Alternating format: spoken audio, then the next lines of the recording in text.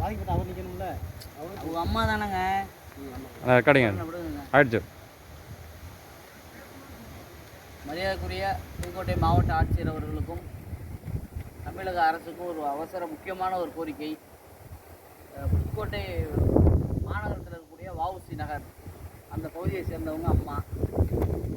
அவங்க வந்து திருவப்பூர், அதாவது வந்து பார்த்திங்கன்னா ஒரு பட்டியலின வகுப்பை சேர்ந்தவங்க.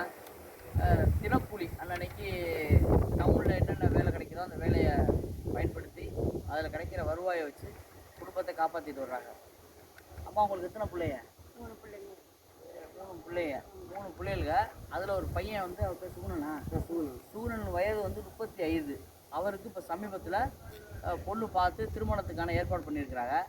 அப்போ இருக்கும் பொழுது அந்த பட்டு பெண்ணுக்கு வந்து பட்டு புடவை, அவருக்கு பட்டு வெட்டி பட்டு சட்டை, அது இல்லாமல் அந்த அம்மா வந்து கல்யாணத்துக்காக சேமித்த 6.5 பவுன் நகை, மற்றும் வந்து அவர் படித்த சர்டிஃபிகேட்டு, உங்கள்கிட்ட வந்து ஓட்டர் ஐடி, ஆதார் கார்டு, அது இல்லாமல் வந்து வீட்டு சம்மந்தமான ஆவணங்கள், படிப்பு சம்மந்தமான ஆவணங்கள் அனைத்துமே வந்து இந்த வீட்டில் எரிஞ்சு சாம்பலாக போச்சு. இது சம்மந்தமாக உயர்திர அதிகாரிகளுக்கெல்லாம் மனு கொடுத்துருக்காங்க. ஒரு சில அதிகாரி வந்து பார்த்துருக்குறாங்க, ஆனால் உரிய நடவடிக்கை இல்லை. ரெண்டாவது வந்து பார்த்திங்கன்னா மரியாதைக்குரிய புதுக்கோட்டை மாவட்ட சட்டமன்ற உறுப்பினர் அண்ணன் முத்துராஜா அவர்கள் இந்த சம்பவம் வந்து கேள்விப்பட்டதுமே அவர் நேரடியாக வந்து அவங்களுக்கு ஆறுதல் கூறி அவரால் முடிந்த நிதியை வந்து கொடுத்துருக்காங்க.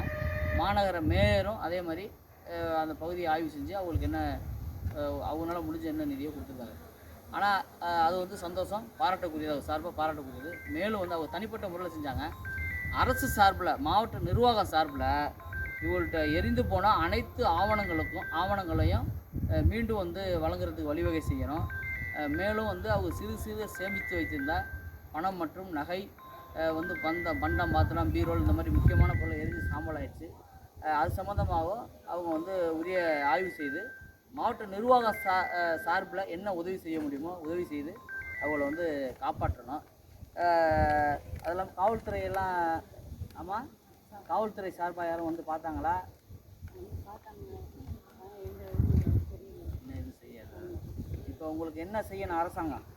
நான் ரொம்ப தனிமையில் போட்டு கட்டின பொருளையோடு வந்திருக்கேன். என் பிள்ளையும் கட்டின தனியோட ஒரு பொருள் கூட எனக்கு இல்லை. எல்லா பொருளுமே கீழே போயிடுச்சு. நான் தனிமையில் நிற்கிறேன். எனக்கு எந்த ஆதரவும் இல்லை. அடுத்தவங்க சொல்லி கொடுத்து நான் கட்டி இருக்கிறேன். எனக்கு எந்த உதவியும் இல்லை. எனக்கு அரசாங்கம் எனக்கு என்ன செய்யுமோ அதை செய்யணும்.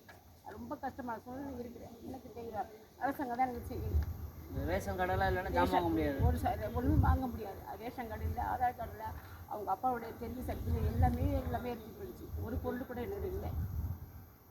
நம்ம இப்போ கொஞ்சம் தனிமை தான், எந்த பொருளும் இல்லாமல் அனாதை இருக்க. சாப்பாட்டுக்கெல்லாம் என்ன பண்ணுறீங்க? சாப்பாடுக்கு வந்து நம்ம கொடுத்த வச்சு நான் வந்து எதுவும் சாப்பிட்டு வச்சுட்டு ஹோட்டலில் வாங்கி சாப்பிட்டு இருக்க கூட எனக்கு இடம் இல்லாமல் நான் இருக்கிறேன். நான் அதான் வந்து குடியிருக்க வீடு இல்லாமல் அவங்க வந்து ஹோட்டலில் வாங்கி சாப்பிட்டுட்டு எங்கன்னா தூங்குறீங்க படுத்து?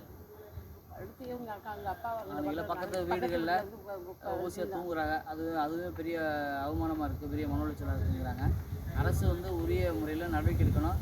நேரடியாக வந்து பார்த்துட்டு அவங்களுக்கு வந்து அரசு சார்பில் வீடு வழங்குறதுக்கான வழிவகை செய்யணும் அப்படிங்கிறத நீல பண்பாட்டு மையம் சார்பாக வந்து அம்மா அவர்கள் கோரிக்கை வைக்கின்றோம். நன்றி, வணக்கம். அப்படின்னா யார் போட்டாரு?